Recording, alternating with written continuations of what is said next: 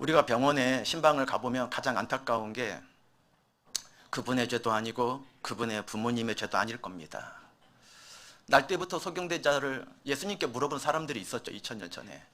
이 사람이 자기의 죄 때문입니까? 그 부모들 죄 때문입니까? 그 부모도 그 사람의 죄도 아니라 하나님의 능력을 드러내기 위해서 하나님께서 허락하신 거다라는 말씀도 해주셨습니다. 이 히스기야가 죽을 수밖에 없는 하나님의 말씀을 들었는데 매달렸더니 15년을 더 살게 해준다.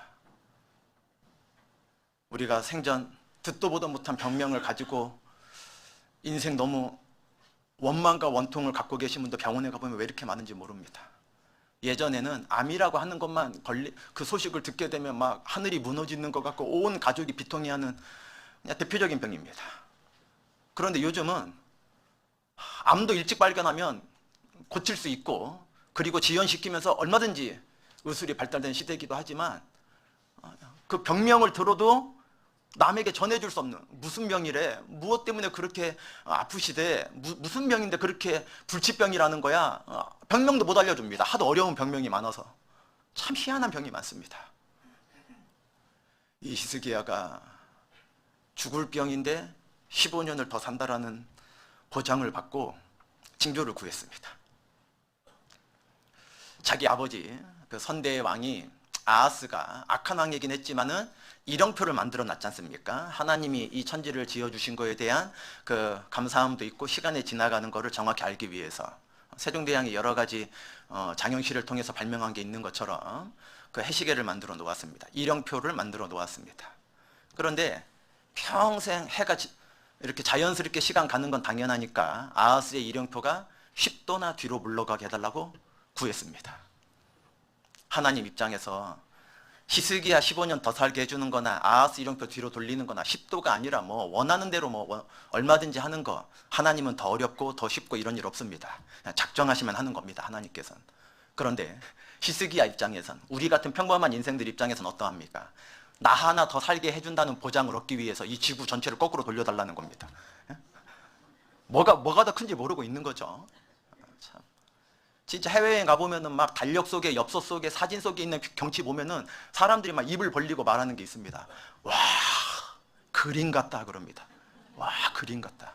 그리고 박물관인 어떤 전시회 같은 어떤 댁에 가면은 거실에 유명한 그림 걸어놓은 거 있죠. 원본인지 뭐 이렇게 똑같이 그려놓은 사진을 출력한 건지 모르지만 유명한 그림을 보면 뭐라 그럽니까? 와, 진짜 같다 그럽니다. 그림을 보고는 진짜 같다고 놀라고 진짜에 가서는 그림 같다고 놀랍니다. 사고방식 거꾸로 된 거 아닙니까? 히스기야가 생각을 거꾸로 하고 있는 겁니다. 히스기야가 자기 하나 15년 살게 하는 거 하나님께 어려운 일이겠습니까? 물론 죽게 돼 있는 병이었습니다. 죽게 돼 있는 병이었는데 15년이라니요. 오늘 암송하신 것처럼 우리가 누가 내일 일을 자랑할 수 있냔 말입니다. 어느 누가 그날 사고 날 줄 알았으면 전쟁보다 더 많은 사람이 죽는 건 교통사고입니다. 매일매일 지구적으로 따지면은 헤아릴 수 없는 사람이 죽는 게 교통사고입니다. 그날 아침에 어느 아버지가 자기 가족을 부양하고 자기 가족을 편안히 해주려고 열심히 직장 나가고 열심히 장사하러 나가는 그 길에 교통나고 나서 죽게 된다는 걸 알았으면 어느 아내가 그날 아침에 여보 잘 다녀와요 그러는 말을 하며 어느 아버지가 그날 가겠냐는 겁니다. 명절 때 되면 너무나 안타까운 게 온 가족이 차 안에서 순간에 뭐 명절 때 너무나 피곤했는지 너무 장시간 운전해서 그런지 막히는 길에서 일가족이 운명을 달리하는 교통사고 소식을요 명절 때마다 꼭 듣게 됩니다.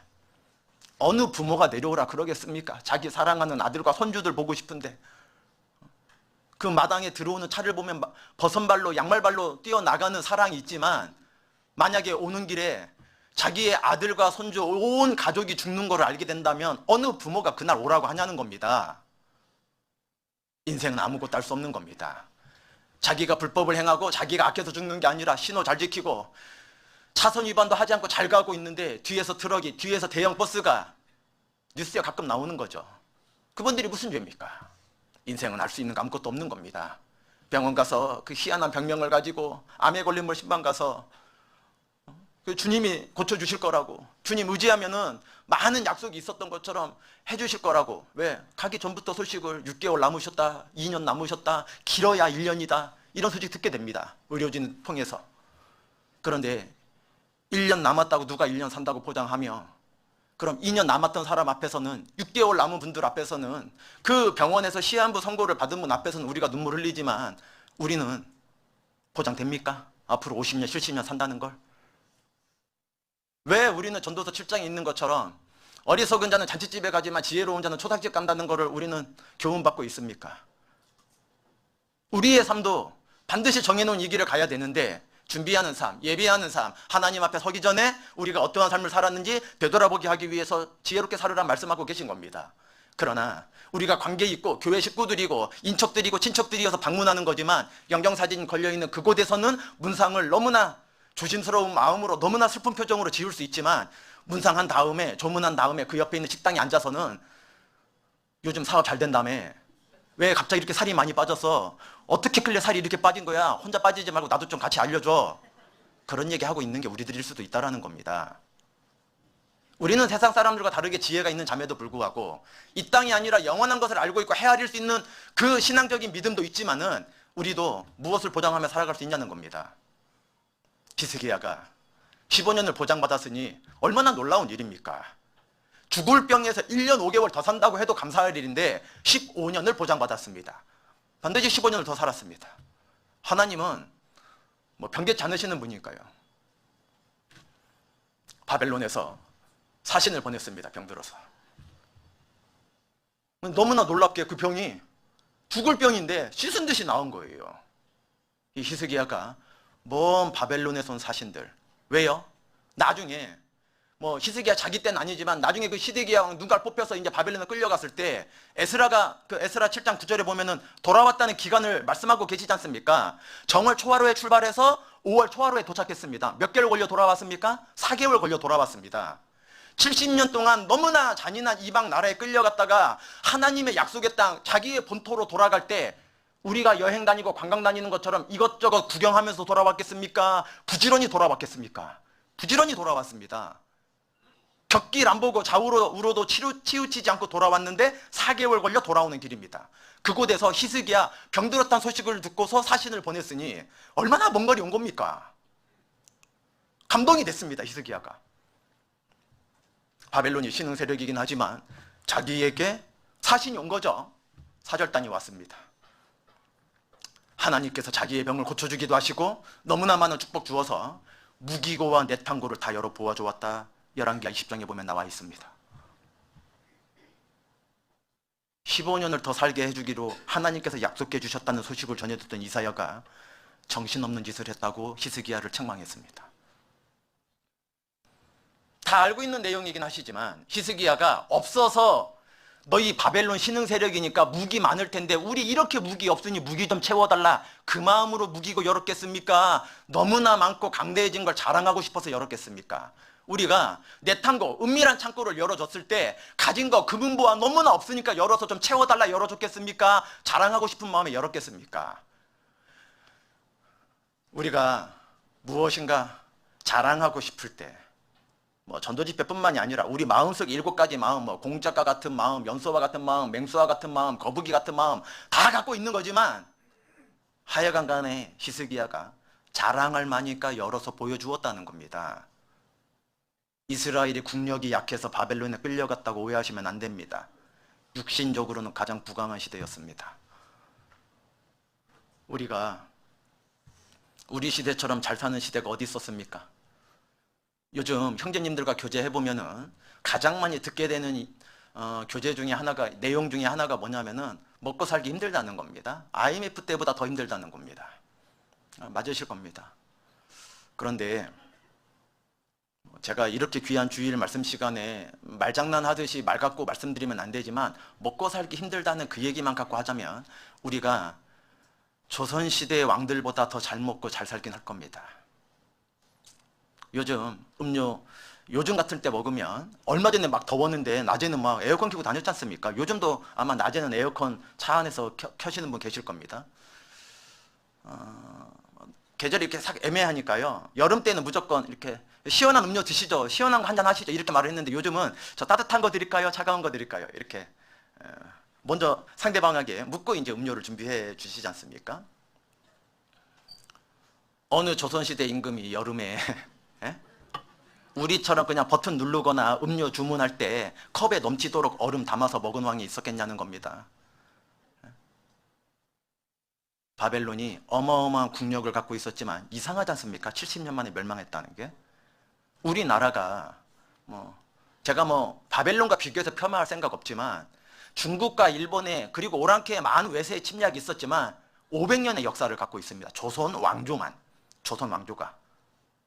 대단한 거 아닙니까? 그런데 그 조선시대 그 땅과 그 국력보다 비교할 수 없는 대제국을 건설했던 바벨론이 왜 70년 만에 멸망하냐는 겁니다. 물론 하나님의 약속대로 하나님의 말씀대로만 섭리가 다 돼가고 있으니까요. 그런데 우리가 너무나 먹고 살기 힘들다고 하지만 조선시대 그 어떤 양반, 귀족들, 그 어떤 조선시대 왕들보다 잘 먹고 잘 삽니다.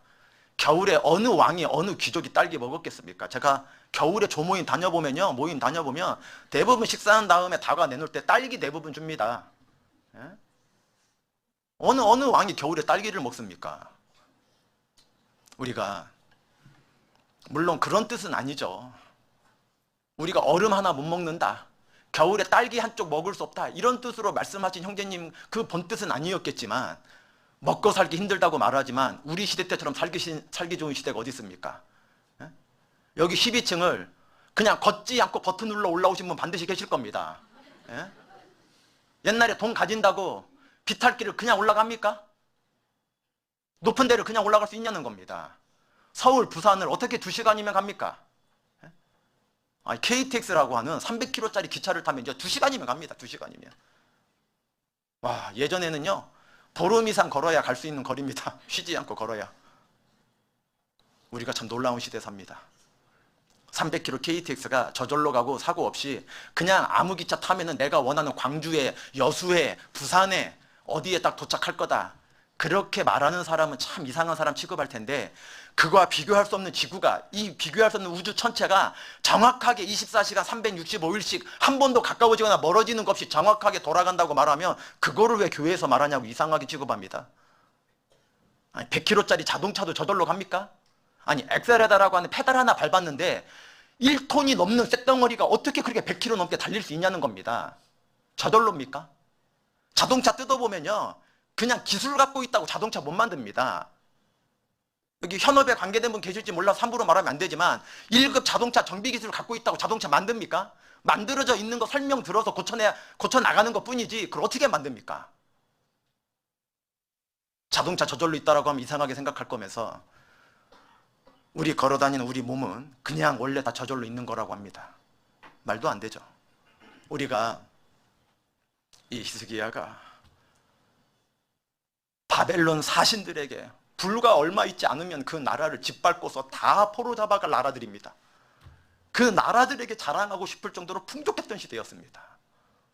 그런데 우리 시대도 너무나 풍족하니까 우리가 보여주고 들려드리는 걸 보지 않고 듣지 않으려고 하는 시대가 되었습니다.